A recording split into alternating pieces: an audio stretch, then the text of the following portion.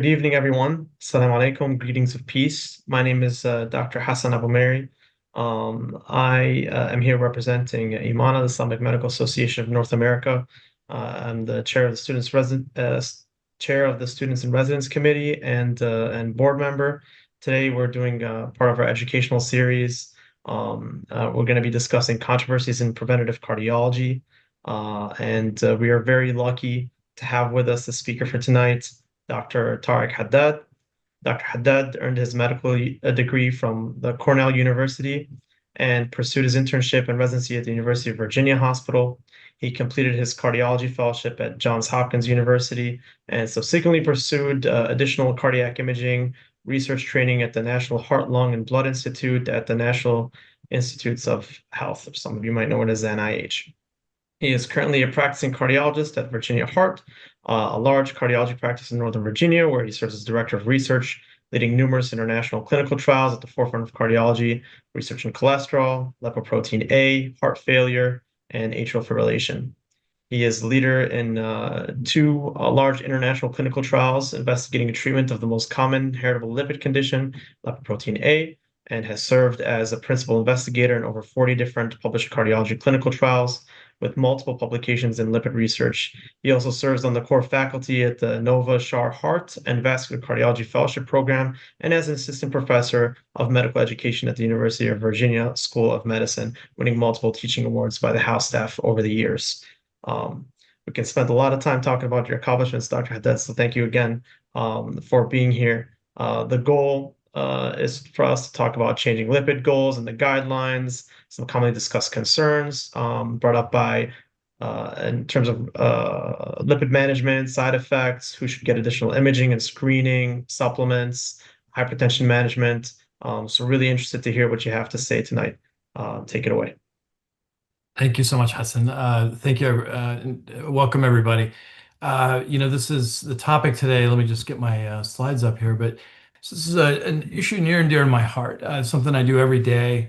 As Hassan was saying, I'm practice preventive cardiology. And, one of the things that I get asked a lot about is, what are the most common things that both patients and primary care doctors really sometimes wonder about and they ask about, and there's a lot of discussion that ends up happening when I see these patients. And I kind of came up with this list because these are the most common things I talk about every day, and sometimes have to clarify in terms of urban myths or maybe misunderstandings about cardiology. So I'm going to go through these one by one. So I think the first one, no financial disclosures to go through. First thing that I get asked all about is what should my LDL goal be for my patient? The LDL goals keep changing, and why is that? And again, it feels sometimes when you listen to the cardiology recommendations that it's what I was trying to show you guys is it feels like it's a moving goalpost because we keep changing what we recommend. And why is that? And this is what I was trying to show you before. This is a meta-analysis of all the various lipid trials that were done in statin therapy. And it was mapped out against event rates. And what I mean by event rates is the risk of MI or stroke or cardiac death. And what you see here very clearly is the older trials that were done back in the 90s, 80s, and 90s, like the WASCOPS, the West of Scotland trial. These took patients that had much higher LDL, so the 200 range. And you saw that in the secondary prevention trials, in the patients who've had prior MIs, their event rates used to be really high when their LDLs were high, around 20% risk of a heart attack of those LDLs. As we got to the more modern era and we started to bring LDLs down further to the 160 range, the 120 range, and then all the way down in the Crestor trials, for example, rosuvastatin, where we got patients down to LDLs in the 60s, like the Jupiter trial, you start to see event rates come down significantly from the 20%, 25% range down to 5 to 10% range. And that was, we saw that the primary prevention, of course, patients who are higher risk but haven't had a heart attack, their rates are lower, but same exact thing. The lower the LDL, the lower the risk of cardiac events. And unlike what we used to think when we said, an LDL 100 is fine, this relationship does not stop. And this continues. And you see this in this meta-analysis.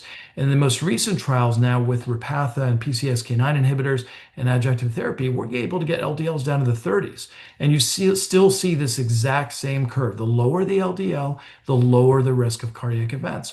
And that relationship does not appear to stop. And that's the reason why one of our main reasons why our goals and our recommendations have changed, because we've realized there is no lower limit to LDL in terms of lowering risk. It's a toxin, and the more you have in your body, the more you increase the risk of MI and heart attack and stroke.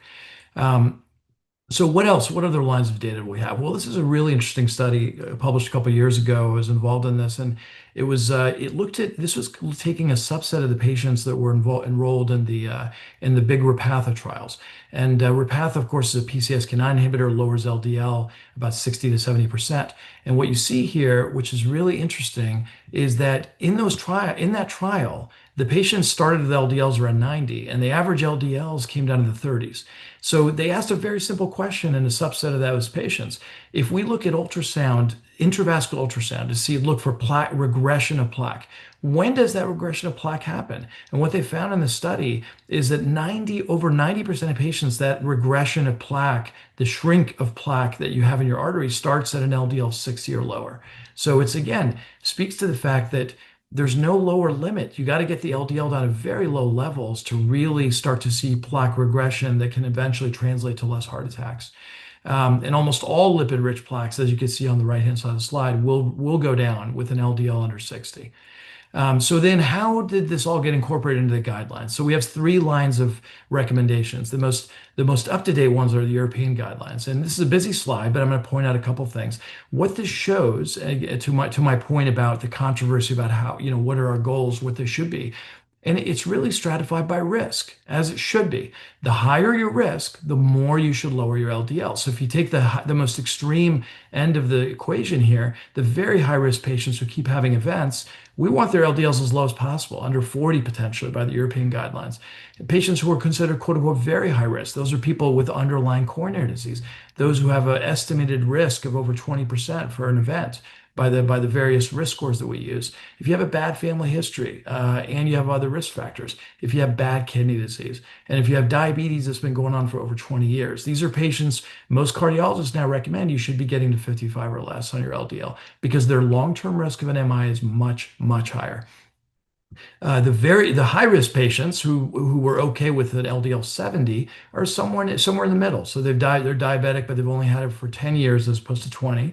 They may have moderate CKD, but not severe chronic kidney disease. They have a family history, but without other risk factors. And again, the lower you go on the risk profile, the more acceptable it is to have maybe a little bit of an okay cholesterol. But again, these goals have changed. Now we're saying an LDL of 100 is okay only for the lowest risk people, the younger patients who have no risk factors. You shift over to the US guidelines, then these are the most up-to-date guidelines, the National Lipid Association guidelines.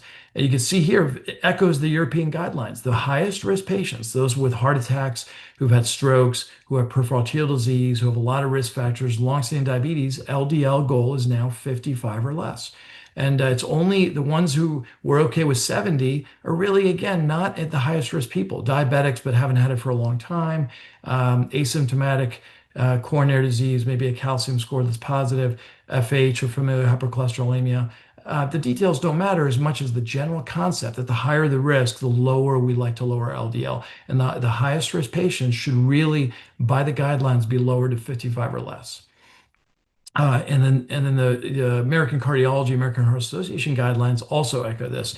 Again, without being repetitive here, LDL goal is 55 or less now for people who have an acute coronary syndrome. In this case, in these trials, in this guideline. So shifting over to controversy number 2, and this is kind of related to what I just said. Why aren't statins enough? I hear this enough. Like, why do cardiologists keep asking for more stuff? Why do we keep saying that we should be adding ezetimibe or adding a PCSK9 inhibitor? Why is there a need for something more than statins? And I think the data is very clear on this, that in almost all cases, statins are not enough.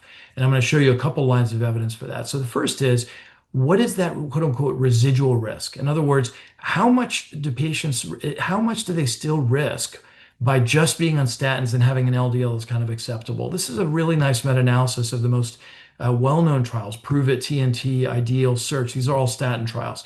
And it was published in Lancet. This is fascinating because what you see here is statins did a great job lowering risk. In those trials, if you're on moderate intensity statins, your event rate over like several years, over 5 years, in other words, your risk of a heart attack or dying from a heart attack was 22% if you're on moderate intensity statins. If you went to a higher intensity statin, like Lipitor 40 or 80 or rosuvastatin, you got that risk down to 19%. So you may say, yes, that's pretty impressive. You lowered the risk by, by a good 20, 25, 20% or so. But what are you missing here? What we're missing is that residual risk. So even if the statins lowered the risk, these patients still had a 19% risk of a heart attack or a cardiac event over 5 years. That's tremendously high risk. Almost a 20% risk, 1 in 5 chance of having a heart attack over 10 years, over 5 years with just, even though you're on a statin. So clearly we need more than just statins. Otherwise that residual risk is still creates quite a significant risk of a recurrent event. What else? What other lines of evidence do we have that statins aren't enough? Well, the other thing is we're just not very good as a medical community at giving patients statins. This is a nice study looking at over 600,000 patients who had underlying coronary disease. And what you see here is in 600,000 patients, about 50% of patients who had coronary disease weren't even given a statin. Half of the patients in this country aren't even getting given statins despite having coronary disease. Another 28% are not even on an appropriate statin dose. So even if even if they do end up on a statin, 28% of them are on too low of a dose. And so it's only about 22% of patients who are on the appropriate dose of statins for coronary disease. And that's another reason why we need something more. Now, why are they not on statins? Because patients are resistant to being on statins. They hear a lot of they hear a lot of bad press about them, despite the fact that most of it is actually not accurate. They get side effects like muscle aches that and other things they blame on them. But regardless, the data is the data. Most patients are not on appropriate statin doses, and that's why we need more. This is another line of evidence that shows that we need more than statins. This is a study that looked at about 500 patients who had coronary disease and looking to see like how many of them who were on statins actually achieved an LDL that was what we consider acceptable. And the answer is not very many. So if you look at patients, the dark bar graph here shows patients who are on statins who have coronary disease. 65% of them have an LDL above 70 despite being on statin. So that means 35% of them or 45% aren't even, a goal, right? So it's pretty bad. If you use your 55 LDL goal, which is now our acceptable standard, 83% of them have an LDL above 55 if they're only on statins. So clearly statins are not going to be enough to get patients to goal. And you see that very clearly here. So then what else do we have other than statins? Well, we have the most common one that many patients have heard about and many docs have heard about is ezetimibe. So it works in the GI tract and the epithelial brush border of the GI tract. It adds about a 20 to 25% reduction in LDL when you add it to statin therapy. So what does that translate to? If your LDL is around 80 or 70, on statins, you're going to get that down to the 50s with adding ezetimibe. So it really is a very good adjunctive therapy. It's generic, it's cheap, and what the most common this is the trial that we looked at that looked at the evidence for ezetimibe, and it showed that same curve that I showed you guys of event rates plotted against LDL, ezetimibe fell right on that curve. In other words, it lowered LDL down an average of 53 in that trial, in the IMPROVE-IT trial, and it concurrently, proportionally reduced the risk of cardiac events, proportional to what the LDL reduction was, exactly as it did with statin therapy. So what else do we have? We have what's called PCSK9 inhibitors. The most common one we use is called evolocumab or Repatha. And without getting into too many details about the trial, this was the famous trial that I was fortunate enough to be involved in, the Fourier trial, which took about 27,000 patients who had coronary disease and their LDL was still above 70 despite statin therapy, randomized them to Repatha versus placebo. And we followed them for a couple of years. What was very impressive, you can look at the LDL reduction. The patients who are on statin therapy, as you would expect, again, we said most patients on statins can't achieve an LDL of under 70. The average LDL in the study for patients on statins only was around 90. Okay, so again, way, way unacceptable in terms of what we would like patients to get to. The patients on Repatha with statin therapy got to an average LDL in the 30s, around 30. Very impressive LDL reduction. And with that, as you would expect, a significant reduction in the risk of cardiac events, proportional to that LDL reduction. Again, The lower you get, the better. There's no lower limit to reducing that risk. And the patients in this trial lowered their risk of an event from 15% down to about 12.5%. What else do we have? We have bempedoic acid, and this is very helpful in patients who have underlying statin-induced intolerance, like the myalgias. Why is that? Because this medicine works on an enzyme, ATP citrate lyase, which is one step above HMG-CoA reductase, the enzyme where statins work. But unlike HMG-CoA reductase, the enzyme that statins work on, ATP citrate lyase is only present in the liver. HMG-CoA reductase, the reason statins can cause myalgias is that enzyme is present in skeletal muscle in addition to the liver. And so that's why you end up getting the myalgias in about 5 to 10% of patients, if not more. Bempedoic acid has the advantage of being on that same pathway, but is only present in the liver, so you don't get myalgias. And this was looked at in a trial I was heavily involved in, the CLEAR Outcomes trial, which showed that this medication lowered cardiac risk significantly, about 13% reduction in the risk of cardiac events. And interestingly enough, again, lowered the risk of cardiac events proportional to that LDL reduction. This was a publication I was involved in with Mike Linkoff, where we showed that it fell right on that CTT curve that I showed you guys earlier. In other words, it lowered risk proportional to LDL. So then what can we achieve? So we just said the statins are probably not enough. So what can we achieve with adjunctive therapy? A lot. Okay, so you can see here, this is an average LDL reduction. With moderate intensity statin therapy, you may reduce it 30%. So if you're starting out at an LDL of 100, you may, or let's say 150, you may reduce it by around 45 points down to maybe 105, 110. If you're on high intensity statin therapy, you're going to cut your LDL in half to about 50%. So if your LDL starts at 150, you drop it to 75. If you add Zetia to it, you're going to drop your LDL about 60%. If you add Repatha to a statin, you get a 75% reduction in LDL. So again, you're getting down to much lower levels. And then you can, again, throw the kitchen sink at this with multiple combinations and get it down to 86%. So now we're getting to levels where we can really achieve goal. Which gets us to another question that comes up all the time that I hear from patients. Is there too low of an LDL? Dr. Haddad, why do you keep lowering the LDL? I'm worried that, I need some LDL for my brain to function. I Googled things and I heard that, you need LDL for the brain to work. So why are we lowering it? Is that why I'm starting to have cognitive problems? And the answer is no. There is no evidence that there is actually any significant downside to lowering LDL. This was a trial I was involved in as well, where it's called the Ebbinghaus trial. We looked at basically all the adverse events from Fourier, the trial that looked at Repatha, and we looked at everything. We looked at cancer risk, hemorrhagic stroke. We looked at new onset diabetes, cataracts, which has also been purported to be increased in low LDLs, neurocognitive effects, transaminase or liver problems. We looked at all this stuff. And remember, this is a trial that got LDLs down to 30.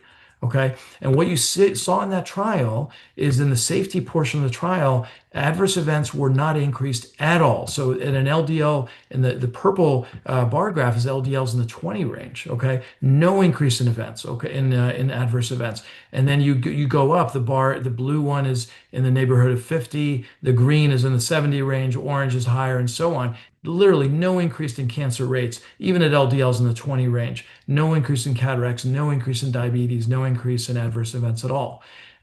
So then that brings me to another thing I hear all the time, not just adverse events, but cognition. Patients all the time, my 80-year-old patients who need to be on a statin will tell me, Dr. Haddad, I feel like I'm not clear cognitively, like I'm kind of fuzzy, and I think the statins are causing it. My son is telling me I'm forgetting things. I think this is statin doing it. I want to stop it.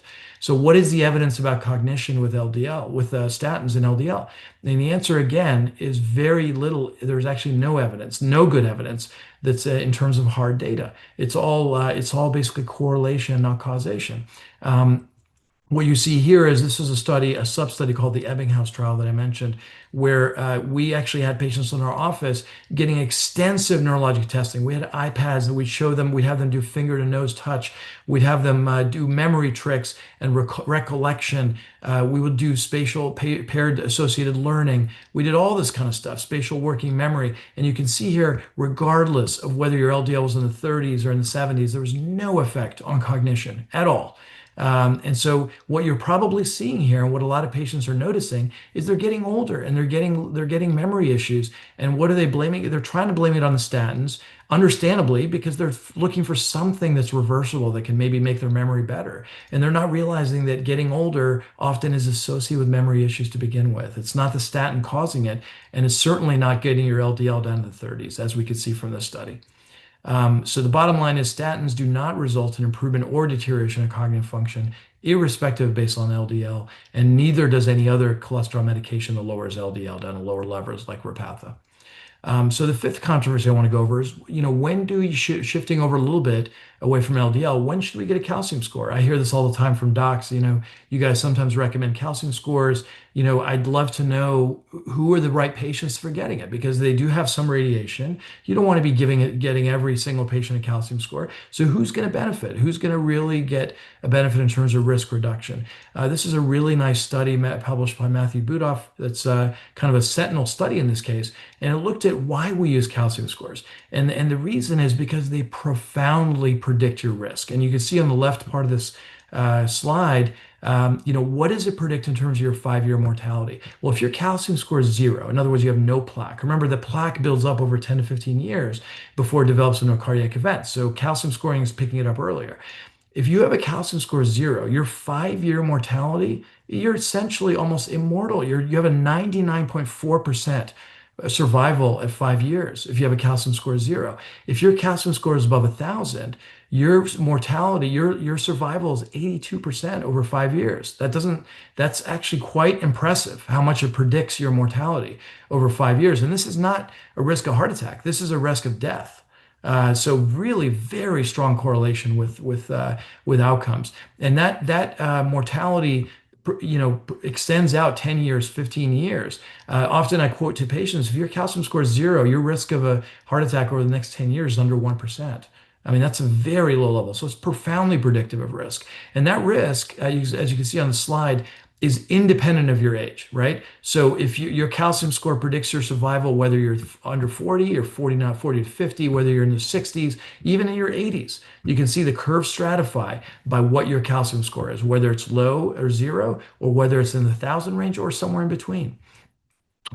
So then the question becomes, again, to answer that controversy that I mentioned, who should get a calcium score? You also you need to know, when do people develop a high calcium score? And this is a nice study that looked at this. And what you can see is, on average, women who have no risk factors will develop a positive calcium score around the age of 58 on average. And because, again, women are a bit more protected, they develop it a little bit later because after menopause. Men generally, on average, if they have no risk factors, they will develop a positive calcium score on average around 42. Now, if you have more risk factors, you add in diabetes, you're going to develop it earlier as a female at 50. If you're a man, you're going to develop it at 37. Okay, and the more risk factors you add, the earlier you develop a positive calcium score. So then it gets, again, back to our question, who should be getting it? And really, I'm going to start with the two kinds of patients who shouldn't get it, right? So if you're very low risk, if your cardiologist or primary says your risk of MI is well under 5%, okay, over the next 10 years, well, those patients are not going to benefit from calcium score. We're talking about the 25-year-olds who have no risk factors, right? We know they're not going to develop a positive calcium score probably till their 40s. Why should you expose them to radiation if they're 25 and they have no risk factors, right? On the other end of the equation, the very high-risk patients, the ones who have known coronary disease, who've had heart attacks, who have coronary disease by prior CAT scans or catheterizations. Well, there's no point in doing a calcium score in those patients. You already know they have coronary disease. So who benefits is the people in the middle. So we estimate the risk to be somewhere in the middle. And what I mean by that is a 10-year risk somewhere between 5 to maybe 10%, where you're not sure. Are they in a high risk range, or are they in a low risk range? The calcium score is profoundly predictive in that category of patients. Now, who else outside that range? The people who have what we call risk enhancers. What I mean by risk enhancers is conditions that are not predicted by our standard predictive models, but clearly are associated with higher risk of heart disease. So what are those things? A family history. If you have multiple family members who've had heart disease, that may mean you have a genetic condition like lipoprotein A that's going to majorly increase your risk. If you have an LDL above 160, those patients have an event rate that's much higher. If you have chronic kidney disease, that predicts higher risk of heart disease. If you have metabolic syndrome in terms of increased waist size and maybe glucose intolerance and high blood pressure and obesity.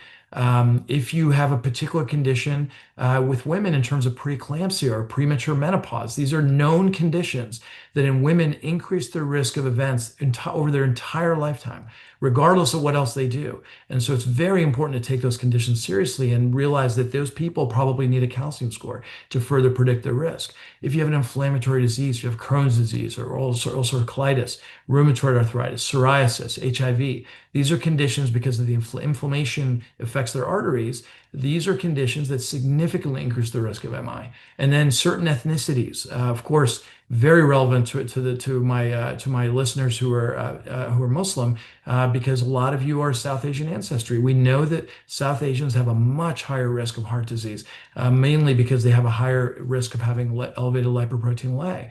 And then there's other conditions we look at. If their high sensitivity CRP is high, that's a marker of inflammation. If your lipoprotein A is elevated, or if you have circulation issues in your legs from an ABI, these are all conditions that tell us your risk is higher. You may need to get a calcium score to further risk stratify you.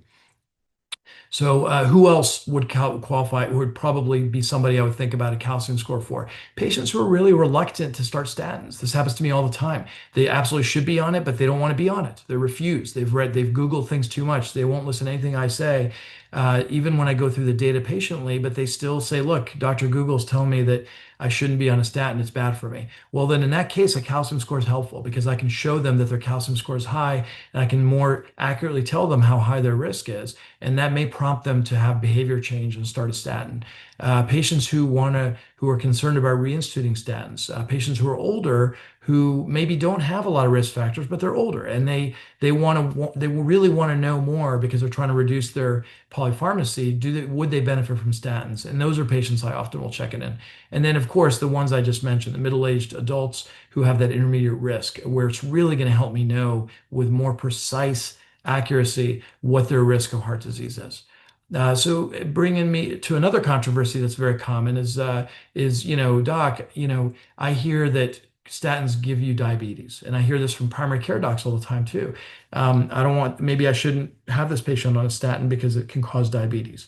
What's the data behind this?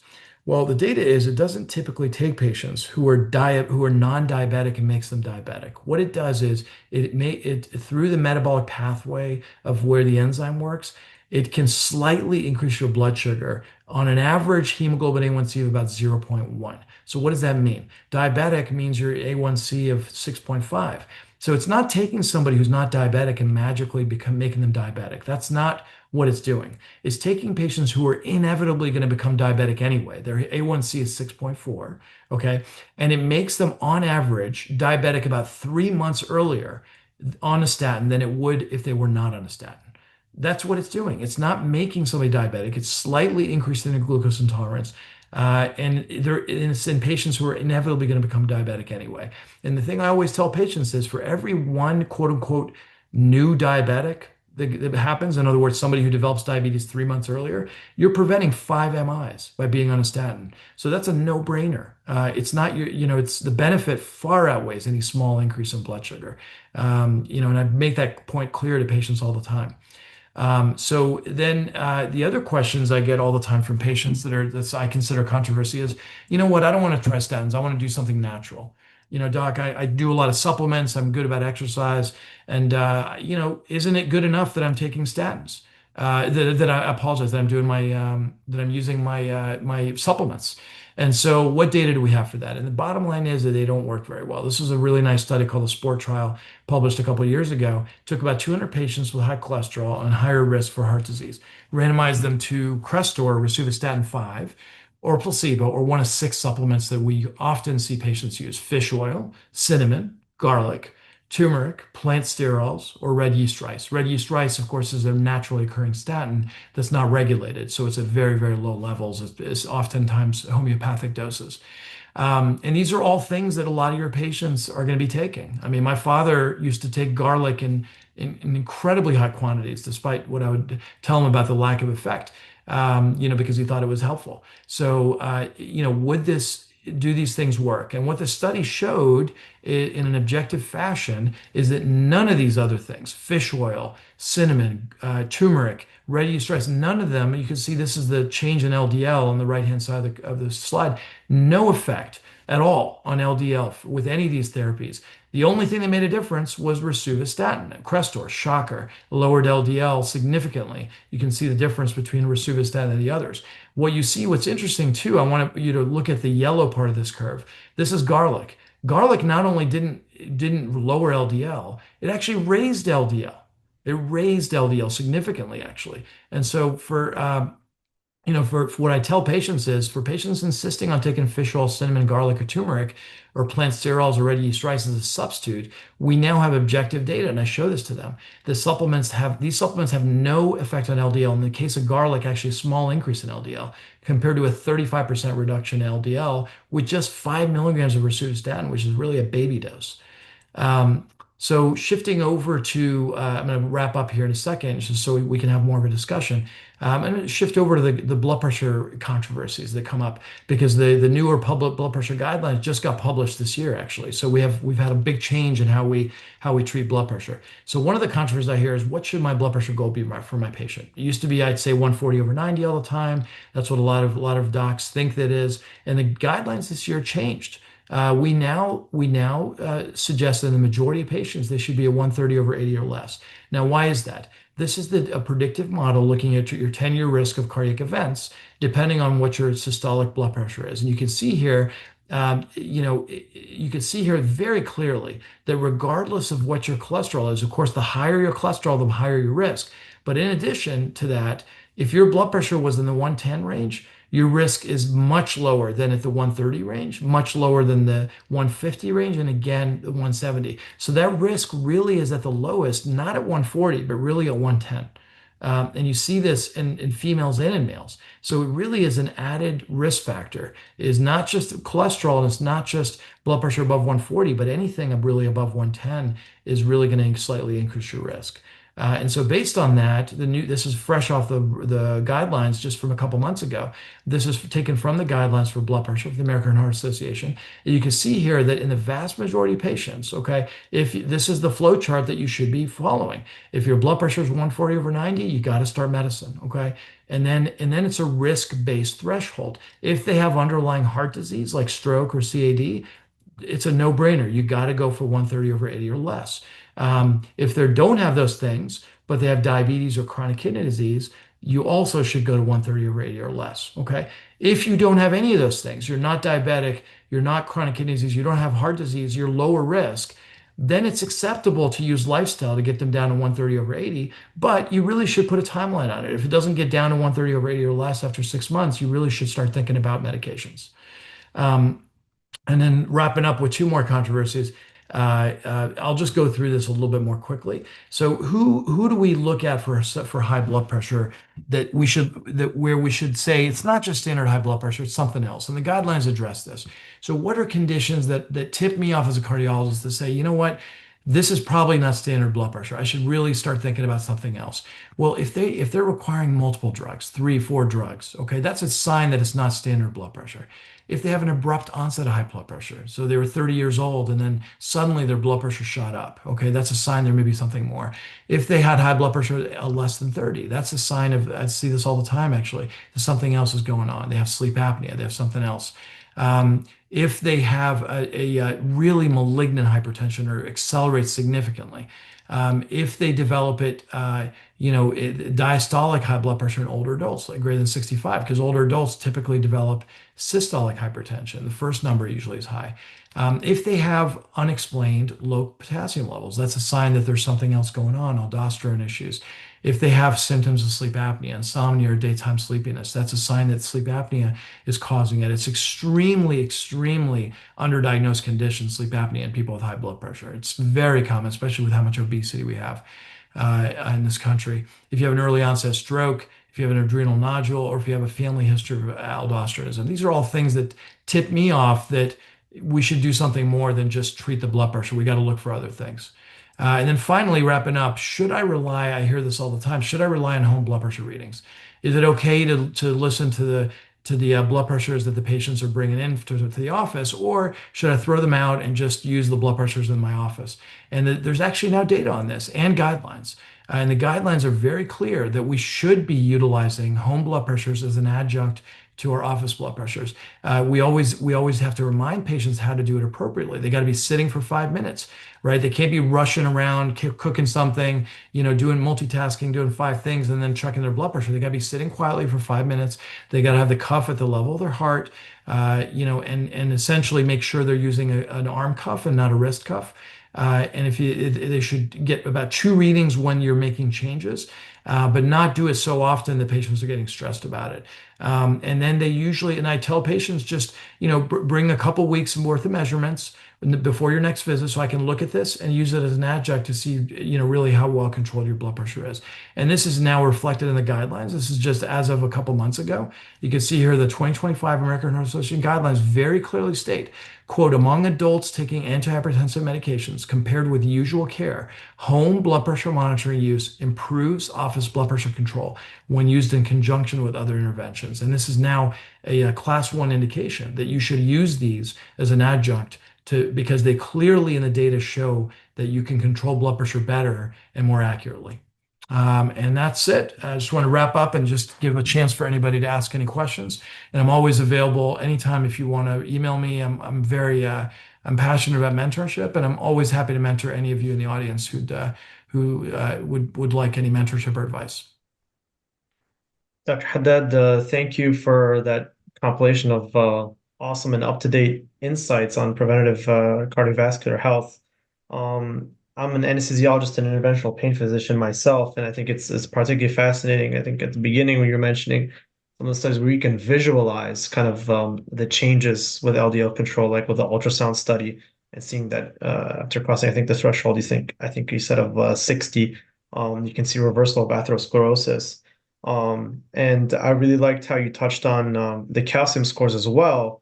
You mentioned Dr. Google. Another thing that I think we're going to find continuously challenging in the clinic is the involvement of AI as well, and patients, especially younger generations who maybe are more savvy with using it, but maybe not understanding some of the nuances with the way AI works and suggestion versus what studies they pull. But with the calcium score, you can point and say, here, this is like an objective test that's really given some predictability in terms of your heart risk. So you did mention, the LDL not really having a solid endpoint and the NLA guidelines. What do you tell your patients? Like, is there ever a time where you go beyond that to say we want to drop below 55, or there's a specific target that you have in mind, or you just say, hey, do your best? Yeah, I mean again, the data clearly shows that the lower the better, and there is no lower threshold. So to answer your question, yes, 55 is for my higher risk patients who've had MIs, who've maybe have recurrent events, right? The patients but the ones who I go as low as possible are the ones who keep having recurrent events despite what we consider optimal management, right? So the patients who are on their third or fourth heart attack, and their LDLs have been good, I just go as low as possible. And also the people who have some other condition that majorly bumps up their risk, the major one being lipoprotein A. So if your lipoprotein A is above, say, 300 nanomoles per liter, not to get granular, but your heart attack risk over your lifetime is about 5 times as high as somebody with a normal LPA. So those patients, you got to throw the kitchen sink at it. So it's really Sure. gradations of risk. The higher the risk, the more you got to lower LDL. I wonder what your thoughts are, looking at other risk factors besides LDL. From a perioperative standpoint, we always thought of like some the common G's like ginger, garlic, and ginkgo. I think increasing some bleeding risk, whether we're talking about in the OR setting or in Right. the spine, perhaps because of its effect on platelets. Would you venture to say though that from what you see in the garlic, like even though it's increasing LDL, is it increasing heart risk, decreasing heart risk? Can you comment on some of these home remedies and maybe how they might play a role? Right. So there's no long-term trials that show, any increase or decrease in cardiac risk long-term with these. with garlic and the supplements. Now, fish oil, we have clear data for, though. That's different. Fish oil, there have been multiple trials now that have shown the standard fish oil does not reduce the risk of heart attack and stroke, does not reduce the risk of MI. Now, this logical question that I get all the time about this is, well, hold on a second. You guys are saying we should be eating a Mediterranean diet, we should be having fish. Why would fish oil not work? And the reason is probably this is what's thought. The reason the trials of fish oil don't work is that when you're recommending a Mediterranean diet and patients are eating 2-3 meals of fish a week, they're replacing their steak with their fish, right? When you Right. have fish Right. oil, you're adding fish oil to whatever else you're eating. So you're still having Yeah. your steak and then you're having your fish oil. Well, And serpentine. so, Right. so that's probably the explanation for why fish oil doesn't work, but fish does. But to answer your question, the other supplements, we have no data about benefit. We just have data that they have no effect on LDL, but you can presume they have really no effect on cardiac risk if they have no effect on LDL. So I think we have a case question here. 40 plus years old, has ASCVD score less than 5%, but has a strong family history. Should they get a calcium score? What age? 40. 40 is a female or male? It's not detailed here. I guess Okay, maybe well we can that put in makes a both big difference. contexts. That makes a big difference, right? Because we know when calcium scores become positive.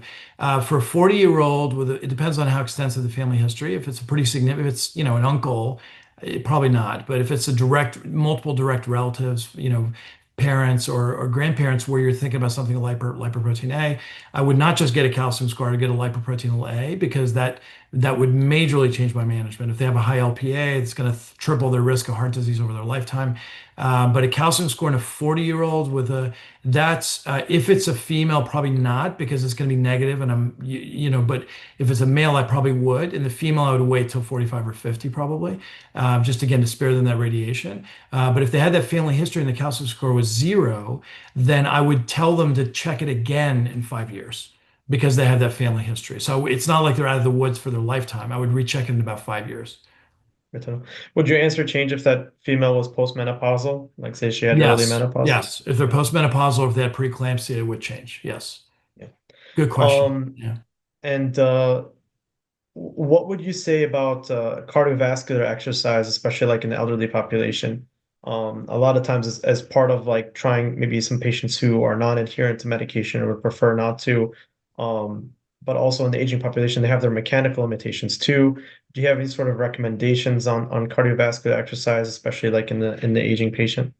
So, yeah, good question. So, people have this misconception that exercise, the benefit from a cardiac standpoint, has to be with hitting the gym hard, doing the weights, doing all that stuff. And it's actually the studies don't show that. They show that actually the equivalent of just walking for 150 minutes a week, in other words, 30 minutes 5 days a week, has dramatic effects. There's studies that have shown that if you can reach the threshold of 10 METs, which is a functional capacity, which is equivalent of a brisk walk, at the in your even in your 70s, it dramatically lowers your risk for reliance on a nursing home, reliance on home care. I mean, things that really matter in the elderly, to your point. So yes, so to answer your question, my strong advice to patients, especially as they get older, is you got to get 150 minutes of walking a week. That's the very bare minimum. And then anything above that, there is actually very interesting data now to show that resistance training above and beyond 30 minutes a day has a significant effect on quality of life, on frailty, on all those things that matter when you're elderly. So that's typically what I recommend in patients: 30 minutes of walking, and then add in some resistance training a couple days a week. That's probably how you would optimally lower your risk the most. There's a really fascinating trial from years ago, to this point of like it doesn't take much, right? Where they followed people's risk depending on their occupation on a train. So they looked at two different occupations: the person who was going and getting the tickets from people, and the conductor who was at the front of the train who never moved. Right. And then they followed the risk of heart attack and cardiac events over their lifetime. And it was a dramatic difference, right? They weren't Wow. hitting the gym. Wow. Just the person who was walking the train getting tickets had majorly lower risk of heart attack than the one who was sitting at the top of the beginning of the train, right? So again, speaks Interesting. to it doesn't take much. You just got to get a little bit of physical activity. Yeah, that's really great real world evidence. I'd add too, like from in terms of resistance training, preventing osteoporosis. and things like vertebral compression fracture. So adding resistance to that cardio training is really important. All right, I think that about sums it up. Thank you again so much, Dr. Haddad. We really appreciate your time. Fascinating talk, I think really helpful. And I hope to collaborate more with you in the future. Thanks again. Absolutely. Absolutely. Happy to do it. Have a wonderful day, guy, everybody. You too. Thank you. Bye bye. All right.